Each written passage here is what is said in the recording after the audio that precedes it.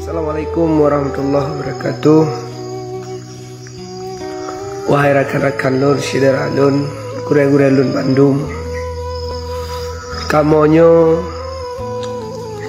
sebagai urang-urang yang mengerti sedikit tentang agama, ingin merangkul dan mengajak bangsa dan umat untuk kembali kepada jalan Allah Subhanahu wa taala. Karena mengingat dan mempertimbangkan bagaimana situasi dan kondisi nanggro getanyo yang kadi rusak ronyo di bangsa dro kedot, senekalan digoyang dan berbagai macam maksiat secara terang-terangan dilakukan di Aceh.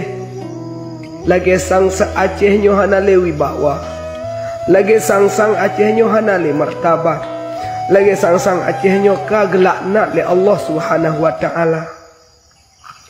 Karena hai bangsa lun, hai rakan lun, para syuhada, para ulama, para pejuang-pejuang Islam nepetaruhkan nyawang sebagai taruhan demi Islam berjaya di bumi serama Mekahnya. Pakan lahir getanyo bijih-bijih yang hanagat, yang kukang perusak nanggro uronyo.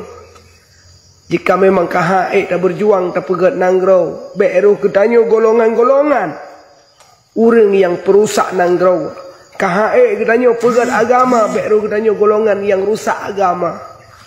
Hek tak bak perjuangkan bertedang dalam Allah, sehingga tesut nyawang nekubah anak keluarga, nekalan pahlawan Tuku Umar Cunyak Din Cut Mutia.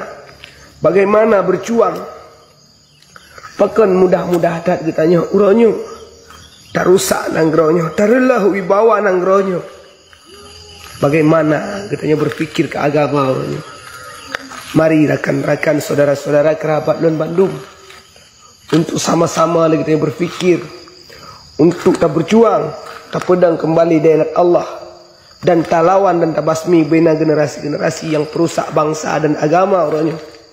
Maka mudah-mudahan para pemuda ad-dinu biyadil fatah, jadi agamanya nak jara pemuda-pemuda, maka numpakat pemuda-pemuda untuk pedang dari Allah.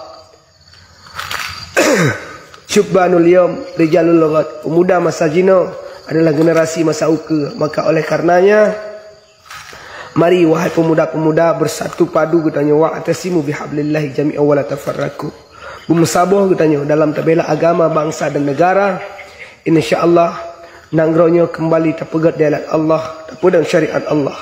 Nyo keharapan dan cita-cita kamu dan mandu-mandu umat Islam yang ada di bumi serama